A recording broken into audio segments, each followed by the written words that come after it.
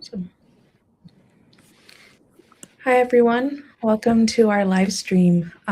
Let's give it a bit and allow a few more people to join. We will start shortly, and to everyone rolling in as we go, just welcome. I'll give it a few as more and more people join.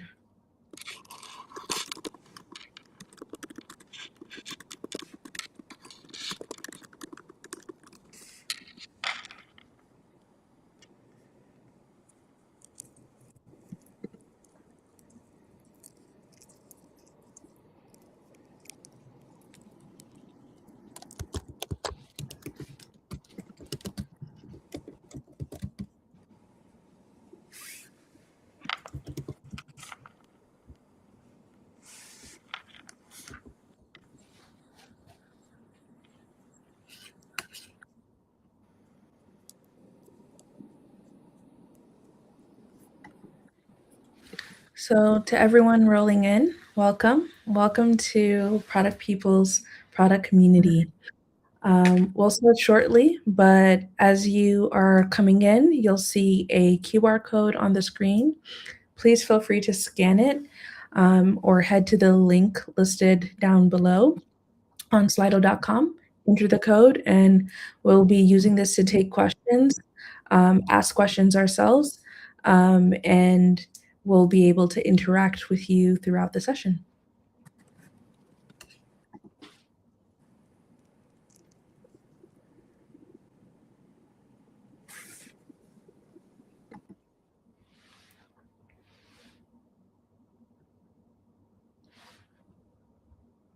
Another nudge to anybody joining on now. As you see, there's a QR code, as I mentioned before. Feel free to either scan the QR code or go on slido.com, enter the code below, and then we can get started. Awesome. Thank you to everyone joining today. My name is Laisa, and I'm going to be your host today.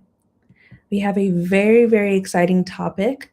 We are joined here by Beks Yelland, an experienced product leader, and she will be walking us through her experience in creating psychological safety in product teams.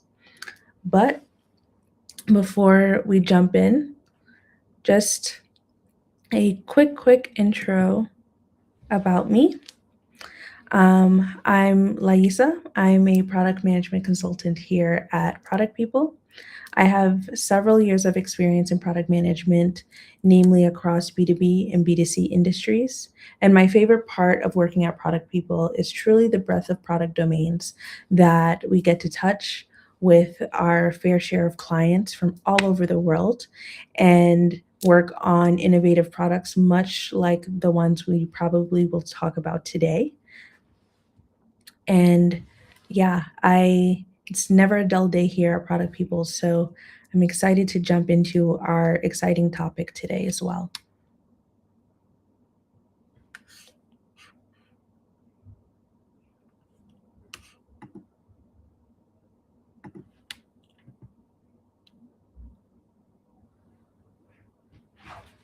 So, a few words about what we do here at Product People.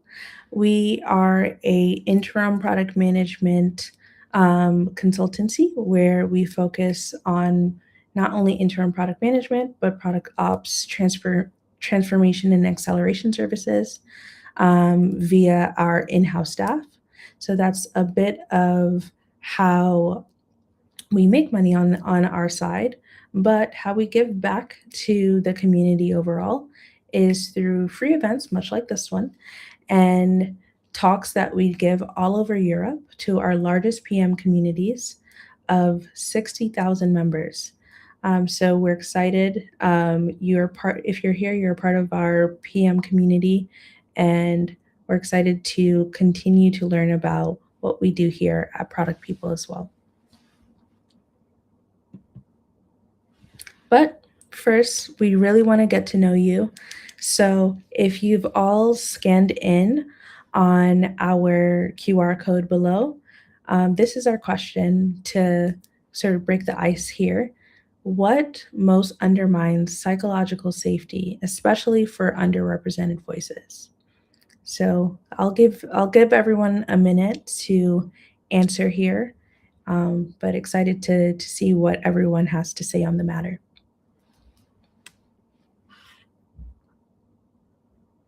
Just a quick reminder, to answer the question, you can either open slido.com and enter the code right there to the side, or scan the QR code and yeah, join us in answering this question.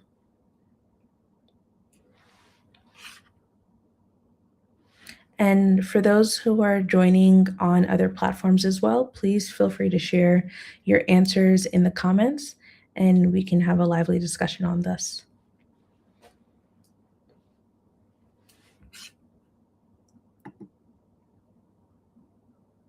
Okay, so I know where we're leaning so far. I know where what I would answer here. I'm seeing that many of you have said fear of judgment is what undermines psychological safety when it comes to underrepresented voices. I definitely would agree here. Coming in second is also leadership behavior. I've definitely seen that in my experience as well.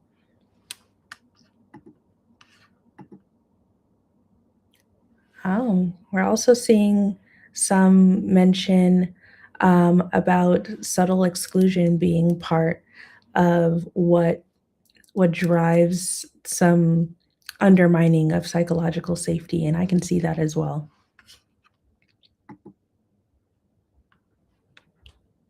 Well, very interested to hear what Bex has to say on the matter as well. But without further ado, I'd like to give Bex Yelland a warm welcome to share her insights on psychological safety that drives inclusive innovation. Welcome, Bex. So nice to have you join us today, and I'm going to kick it off to you. Thanks, Lisa. So a bit of technical change here. I'm going to share my screen.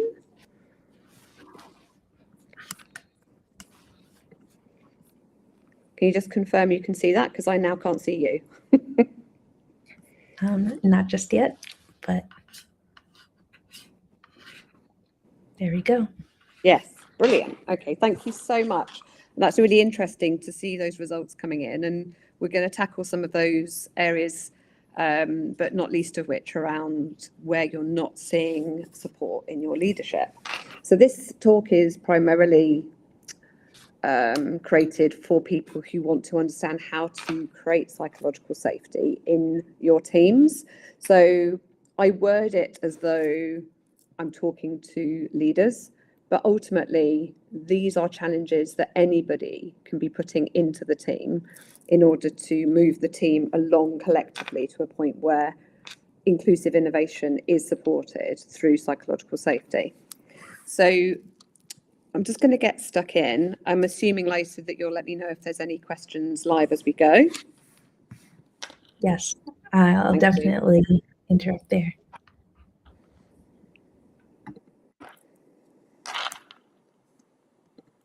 Dissent, and ultimately people who don't fit into the system, if that fiction's allowed and explored and integrated instead of suppressed, that's when difference can safely exist in the room. And inclusive innovation then ultimately becomes possible.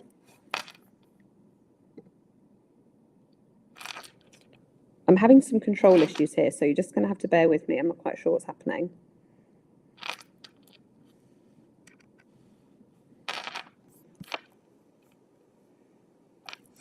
I'm just going to have to restart.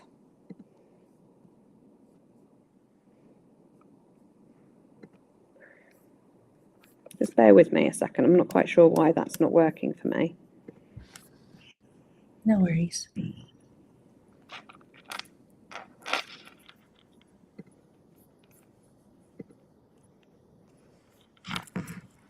Just reloading.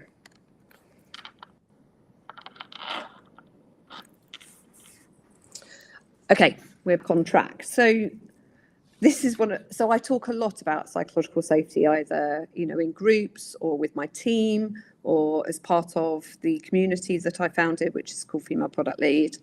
But I've also done a couple of talks and workshops on it as well. And I think, in my opinion, it's become one of the most misused phrases in modern leadership, because I think people think about a certain thing when they think of psychological safety. They think it's around making people feel safe. And that really isn't what we're talking about here. So most teams I work with, I would say, don't really lack in intelligence. They don't lack in creativity. They don't lack in ideas. What they lack is permission. Permission to challenge decisions that have been socially agreed or accepted, permission to disagree with someone more senior with them, permission to introduce their lived experiences that may disrupt the dominant story in the room. And when that permission isn't present, people then, they read the room. They will start to self-censor. And that's not really always down to a confidence issue. I would say it's also not down to an introversion issue. It's not that they need to speak up more. So as a leader, you shouldn't be saying, you should speak up more, I want to hear your voice. Ultimately, it's a system design issue. So in order to sort of really bring that point to home, I want you to think about the last time you didn't say something that you were really thinking. You either edited it, or you softened it, or you decided that it wasn't worth even bothering people with. Why was that? Was it because you didn't have the idea? Was it because the cost of saying it felt too high? And that is what I'm talking about when I talk about psychological safety. So there's a couple of myths, I think, that's probably worth busting here. So I'm sort of going to list out a few myths, and then later on I'll start to give you some actions around how you can start to, myth bust those yourself in terms of your actions within your own areas. So psychological safety means comfort. So we've already talked about that a bit. It doesn't. It's not about comfort protecting the status quo. Safety basically enables risk. So if your team feels comfortable, but they're never uncomfortable, you don't really have safety. Actually, what you've got is compliance. Something to mull on over. So another myth for you. Psychological safety is about trust exercises and being nice. So I don't know if you've heard that before or you feel that yourselves. That's not right. It's not about icebreakers, vulnerability theatre, leaders oversharing and calling that culture. Safety is structural. It's not sentimental. Myth number 3. It's an individual's responsibility to speak up, to be bold, and we talked about before. So asking underrepresented people in this wave, in an unsafe system, isn't really empowerment. It's abdication of responsibility, abdication of leadership. So it's an inclusion issue where safety is not evenly distributed. But why is that? Because some people ultimately would risk their reputation. They would risk credibility. They would ultimately potentially even risk career progression, like career limiting comments, career limiting voices, being labelled as difficult or emotional or in just not leadership material, for pointing out bias or challenging decisions and naming a customer naming something that could harm a customer, for being different out and speaking out their truth out loud. When safety is optional, innovation becomes exclusive, not inclusive. So the people with the most insight are often the ones with the least protection and potentially the most to lose. These are hard things to hear, but we had to sort of start off with the challenges before we can come up with some of the potential solutions. So the absence of psychological safety doesn't stop ideas, it filters out the inconvenient ones. Alignment instead of debate, consensus, not curiosity, roadmaps that optimize for delivery, not discovery. And like I said earlier, maybe even customer harm that nobody even flagged because it wasn't the right moment or they didn't feel safe in sharing that. Inclusive innovation requires dissent, it requires challenge, it requires people who see different risks and opportunities, and that can only happen when difference is survivable. So leaders must understand who speaks freely, who pays the price, whose mistakes are forgiven. Safety isn't created by intention, it's created by consequence. So we need to be power aware. Inclusive innovation is noisy. If disagreement is treated as basically as disloyalty or negativity or lack of alignment, you don't have safety. You could potentially have silence. So some examples of that are where people challenge the work, not the person, maybe award questions, not answers, or protect people who speak up when it's inconvenient. And ultimately, this for me is where Female Product Lead, the community that I founded, I mentioned earlier, that's where we really show up and where communities like ours really matter.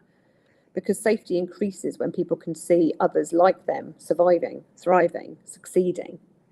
Representation isn't optics, it's evidence.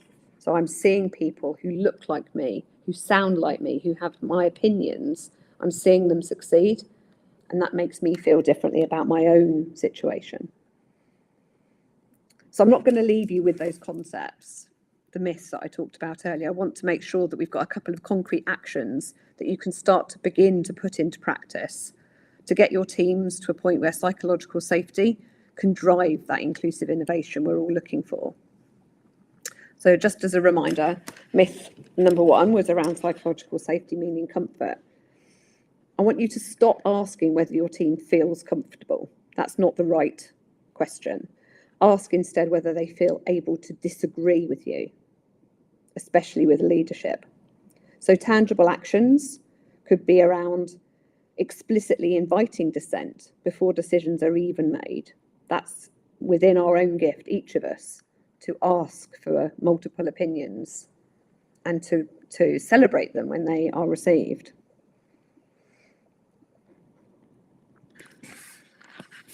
Psychological safety meaning comfort. It doesn't. Comfort protects the status quo. It enables risk. If your team feels comfortable, but never uncomfortable, you don't have safety, you've got compliance. So stop asking, does everyone feel comfortable? Can people disagree with me without a consequence? Because if disagreement feels risky, innovation's already constrained. Practical leadership changes that you could make today would be inviting dissent before the decisions are final. What are we missing? Ask someone junior first, for example. Publicly thank people who do actually challenge you. And if you do this often enough, then your actions aren't going to be performative. Instead, you're designing the emotional architecture of the team. So designing for discomfort, not comfort.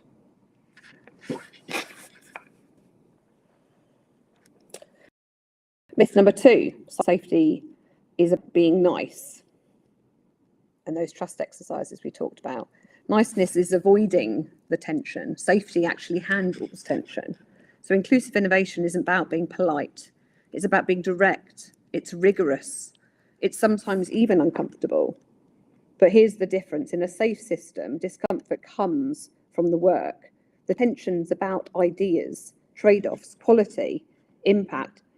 It's intellectually uncomfortable, but it's productive. In a safe team, discomfort sounds like, I disagree with that assumption. That data doesn't support the conclusion. We might be biasing towards speed over harm, for example. And the discomfort is about that decision. Just as an alternative point of view, trust within an unsafe environment, the discomfort comes from power. And the tensions about hierarchy, reputation, status, consequences. It's socially uncomfortable, it's protective. And in an unsafe team, discomfort sounds like, is it safe for me to ask a question like this? Will I look like I'm being difficult? Is this going to hurt my career? And the discomfort is about that consequence. Clarity builds safety because people know what good looks like, how decisions get made, where they stand. So clear leaders create safety. So maybe ask yourself, are you being kind but vague? Are you being clear and fair? Because only one of those builds trust at scale. And then going on to the final myth that we were talking about earlier, this one matters the most, in my opinion, where we can tell underrepresented people to be brave and stand up more. Really? We're often asking them to basically pay a courage tax. They'll only see the value if they've got the courage to stand up.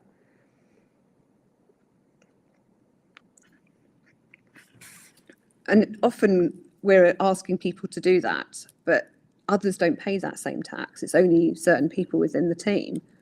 Other people can challenge you and be seen as strategic, but then others do the same thing but get labelled as difficult or emotional, or like we said earlier, not leadership material. So the same behaviour, but a different consequence. And safety isn't created by intention, is it? It's created by that consequence. So maybe you can look to your data, look at your promotion data, look at who gets forgiven, look at who stops speaking out. Maybe take a tally and think about your team meetings and understand who's speaking and who's not. Because those patterns, ultimately, they don't lie.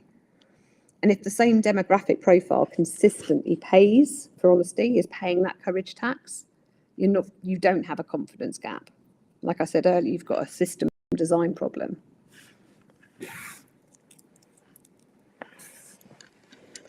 So leaders need to run what I call a consequence audit. So ask yourselves, who's getting promoted? Who's getting labelled difficult?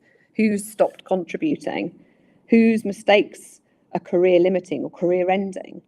And whose weren't? Safety isn't about meetings and how they feel. It's about what happens after those meetings. So a couple of tests to leave you with. So considering the innovation test as a measure, asking yourself and thinking about your own teams, are there people who hold back? What might be the barriers that they're facing? So here's the test. If only some people can challenge without you, if only some people can challenge you without risking their career, your innovation is already biased. Because the people who see risk first are often the ones that are closest to the customer, the closest to harm, but also the furthest from power. If they can't speak freely, your roadmap's already distorted before it's even written. And this isn't just culture, it's your final product quality. It's your product impact and ultimately value being risked. So this is another action you can take, and I call it the leadership mirror. So it's more about exploring the difference between the safe system we talked about and the protected one. If your team needs that courage just to tell the truth, then we're not leading a safe team. We're leading a protected one. And protected systems protect power. Safe systems protect truth. This is the leadership mirror. It reflects back what your behaviour is teaching the room, teaching the team. Not what you've intended to do, but what you're rewarding, what you're tolerating, and what you possibly even punish by your actions or your inaction. Because every time someone challenges you, your reaction is basically setting that safety level. So ask yourself, when someone disagrees with me, do I get curious or do I get defensive? And the answer to that is the culture that you're creating. Final one, safety isn't created by intention, like I said. So your intent might be true, your intent might be fine, but what's actually created is what's created by consequence. So in order to use this approach, asking yourself who pays when the truth is inconvenient, because that's who's subsidizing your innovation. If it's always the same people, women, people of color, neurodivergent colleagues, or the more junior members, then your innovation isn't inclusive, it's extracted. And what I mean by that is the value of their insight is taken, but the risk, the cost, and the consequence aren't shared. So you're benefiting from their perspective while they're absorbing the exposure. And that's not diversity driving innovation, that's labour without protection. Psychological safety isn't proven by how confidently people speak and how often. It's proven by what happens when they do speak. That's the metric, not the vibes of how the team feels, not engagement surveys, not our voice surveys, not leadership intent, what you really meant to do when you started this team or took over the team, but the consequence of your actions or inaction. When difference is survivable, innovation becomes possible. And when it's not, the best ideas, the ideas that could potentially lead to your point of differentiation in the market or your customers, those ideas, sadly, are going to die quietly on the floor. And that's the cost. Thank you. I'm going to come back to you now. Stop sharing my screen before everyone's eyes go funny. No worries at all. Thank you so much, Beks. I was really struggling with technology there. I'm so sorry. Don't we all? But this was an amazing presentation, and lots of gems were shared. I know I definitely learned a lot. So thank you for such an insightful session. Also, thank you all for joining us today. I know I can't be the only one that benefited from just all the myth busters that Bex you shared. So now that everybody has joined on as well, I want to reinvite everyone to jump onto our Q&A. So thank you for listening with us. Again, please scan our QR code here, or join onto slido.com, same code. And I'm going to give everybody a few minutes to populate their questions. And in the meantime, I just want to go over a few use cases for product people here. So let's talk about some use cases of when you may want to work with us, product people. One of the first ones is for interim or fractional support, whether you need a product manager or a product leader. We cover permanent positions. So while you're hiring, this often takes pretty long.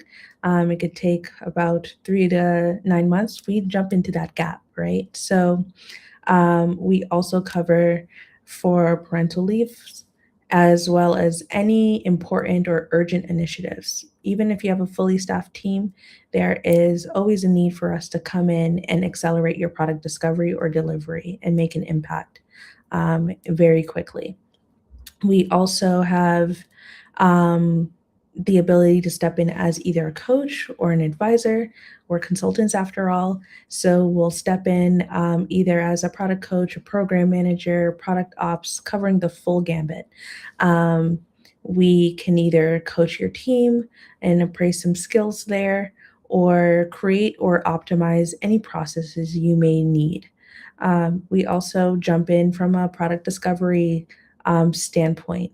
We cover several different industries along the way, and in that process, we're able to discover the next big thing, and use your use case to really accelerate your discovery on that end.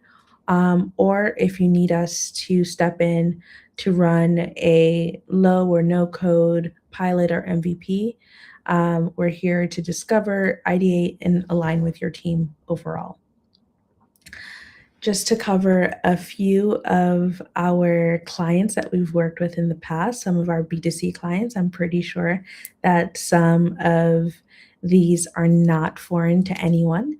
And we may see some familiar names here.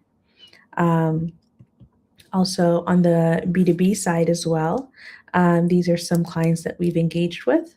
As you can see, we've worked on a wide range of companies and industries. I like to say that we are product agnostic, and we've worked all over the world and are constantly sharpening our toolkit.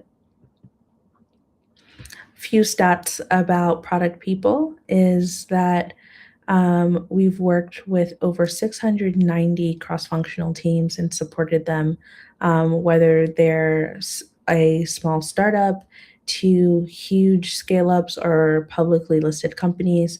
we've covered the range.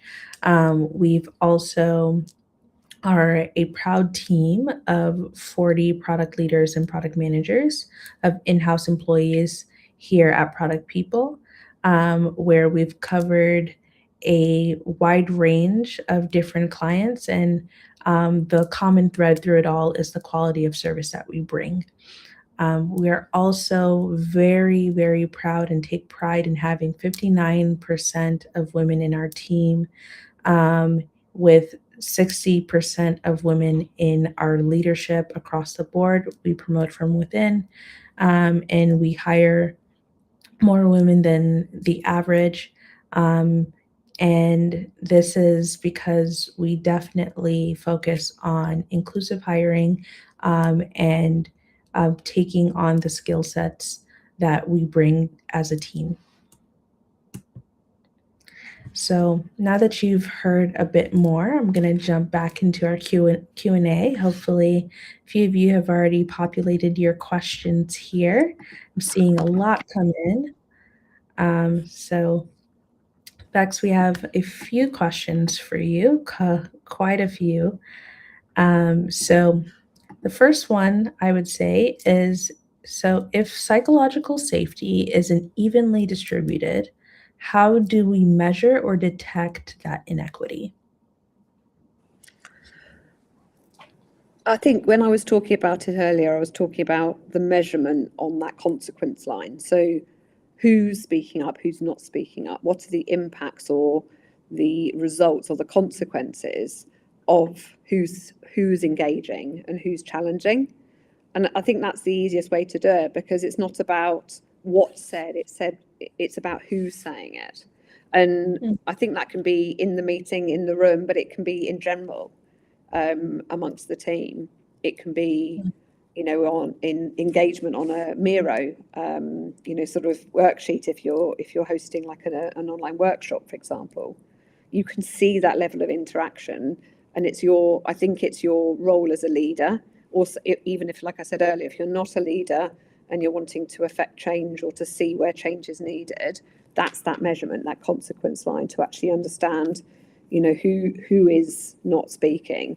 And if it's always the same people, like I said, if it's always women, people of colour, your neurodivergent colleagues or the more junior members, then, like we were saying earlier, that your innovation's then not going to be inclusive, and the psychological safety is likely not there.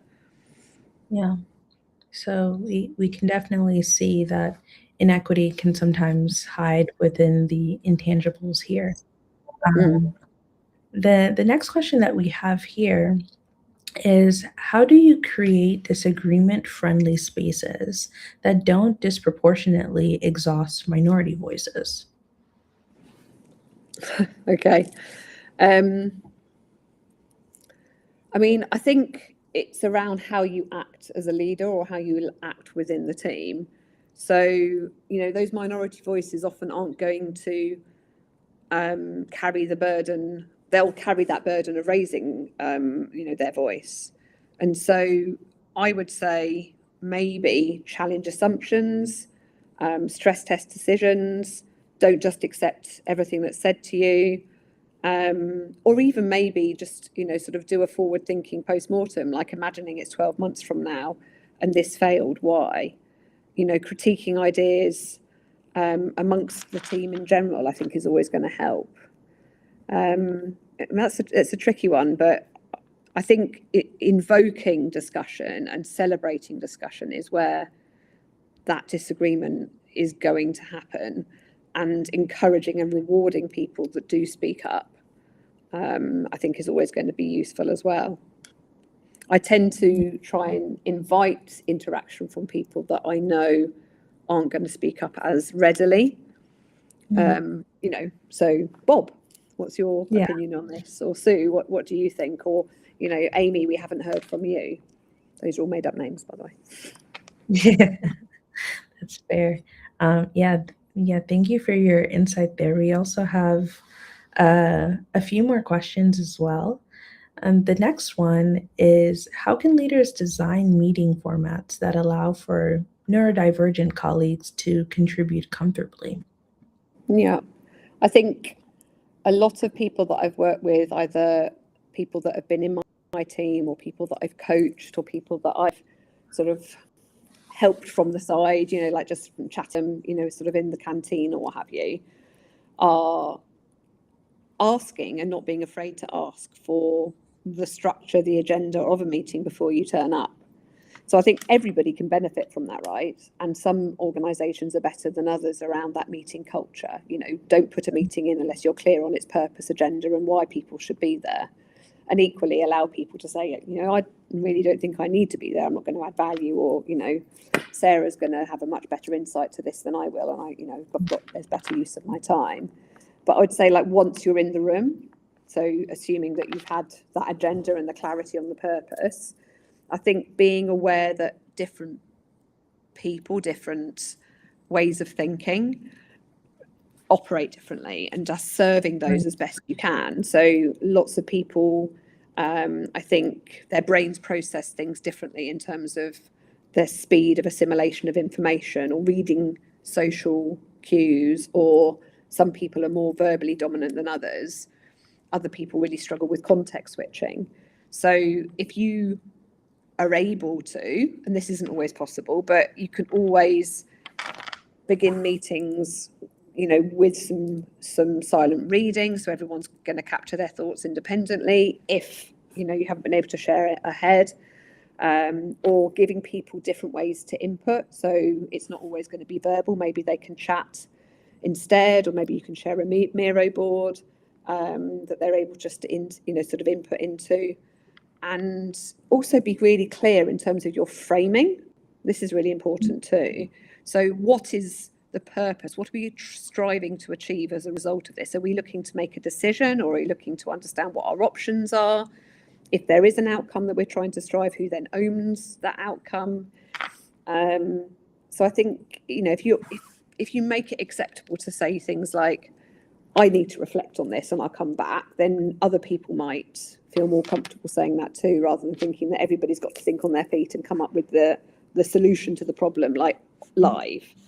Because I like doing that. I like thinking on my feet, and I like brainstorming ideas and coming up with, you know, multiple solutions to a problem, you know, there and then. But being aware that not everybody feels that way, I think it's important to make sure that that's not the expectation. So sort of leading by example there. And yeah, I mean, that was, yeah, sorry, Lisa. I mean, that 100%, it's always going to be leading from example. And if you're a leader, then that's sometimes easier to do because people are looking to you for that leadership. Yeah. But equally, I think you can lead by example as a team member too, and showing, you know, the best way of engaging. And if you're then doing that as a team member, then you're going to build up trust with people as well. And certainly if I saw somebody being that emotionally mature in that environment and thinking about other people, then I'm going to notice that as a leader as well. And I will celebrate that, support that, and advocate for it. And maybe even give that person additional responsibilities in meetings, you know, or whatever it might be. Oh, for sure. I think this kind of connects to our next question here as well. Is verbal debate the only valid form of dissent? What alternative channels could teams provide? I mean, if I could chat no now and prove that, I would, but I don't think my chat here is going to be shared with all the different channels that we're on. No, 100% not. Like, I think asynchronous working is something that we've all started to become far more comfortable with, and celebrating that ability, either, you know, if you've got Slack or if you've got Teams or whatever it's called, Gchat or something. I think that way of engaging is more and more being accepted as a way of having a conversation. I mean, sometimes that's not necessarily a good thing. And I know, like, I sometimes have like cognitive overload in a meeting because I'm ultimately having like about 5 or 6 meetings because I'm there on screen with like maybe several people, but on the side I'm chatting, you know, and having 3 or 4 separate conversations with the people that are in the meeting. But I think sometimes that's a good thing, because I think that's actually celebrating the digital platform we're using and allowing us to be more productive and considering different angles. But I know that not everybody would like that. Most people are like, I'm in the room, I'm focusing on what people are saying. But I certainly think if you've got an issue and a concern about something that's being said, then I certainly have found that some people might share that with me on the side quietly, and I then say to them, would you prefer it if I then shared that view on your behalf, or are you comfortable sharing that yourself? And then, and just saying to them they've got that option. More often than not, people have responded saying, I'm 100% happy to share that myself. Or I'll go, hey, didn't you have a thought that you shared with me the other day? I mean, a little white lie. But again, just facilitating, that dissent or that challenge and enabling it. So I would say simply to answer that question, no, I think it can be more than just verbal. Yeah.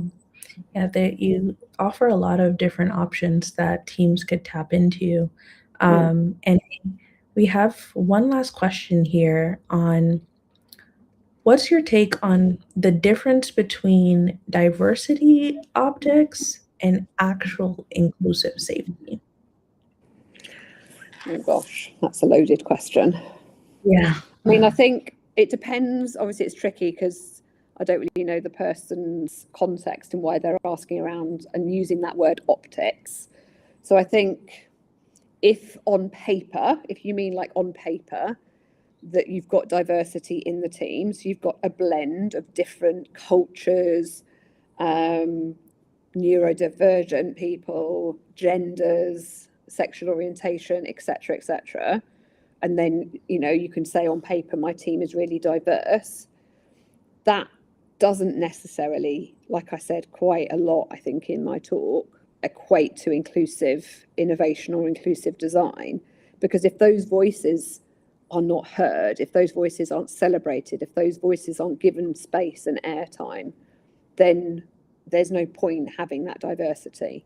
And I've always celebrated diversity of thought, diversity of consideration, diversity of experience, and I've always said to my team that, I've got my experiences, in the sort of 25 years I've been doing product in the, 17 different companies that I've worked in or consulted in or helped over the years. Those are mine. You've got yours, you've got yours, you've got yours. So in total, we've got like 100 different examples of how we can do this. But equally, we've got a diverse range of experiences of those or representation of those. But not everyone's like that. Not everybody wants to hear that diverse thought coming from a multitude of different places. Right. A lot of people maybe have their own agenda and are time poor and want to just get to the conclusion. So I think I would just end on, you could always come back to your leader, or as a leader, challenge yourself and say, how important is inclusive design or inclusive product development to me? How important is inclusive product to our company? How important is inclusive product to our customers? How more will that inclusive approach benefit us in terms of our market share or the ability to differentiate against our competitors?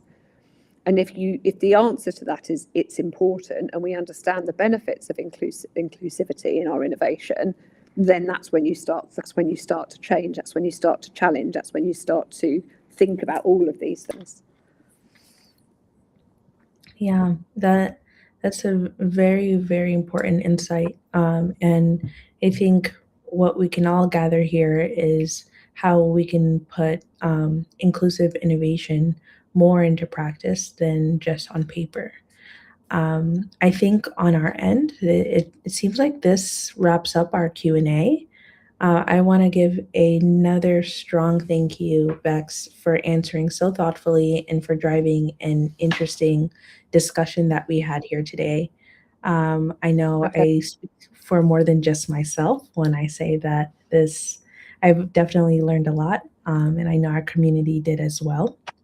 I just wanted to take a moment here and give just a few more announcements on the product people side. First one, exciting one here, is that we are hiring. So come work with us. If you would like to work hands-on to help our clients discover and deliver great products and faster, this is the place to do that. I also want to invite everyone to subscribe to our newsletter to receive product stories and insights that we constantly are posting about from all of our learnings, from everything that we've done, and everything that is to come. So to hear more insights, much like what you heard today, that is the best place to start. Another thing I wanted to shout out here is we host events like these every Tuesday. So next week, please join us to hear Boris talk about why modern PMs must think beyond the product. To hear more insightful talks, much like this one. I am looking forward to having you all join the session, full of insights, much like we heard today. So I just wanted to say once again, thank you to everyone who joined. Such an interesting talk. Thank you, Bex, for engaging our audience today. And thank you to the audience for such insightful questions as well. So, to many of you, I will see you next time. And until next time, everyone have a good evening. And thank you for just joining in and your contributions today.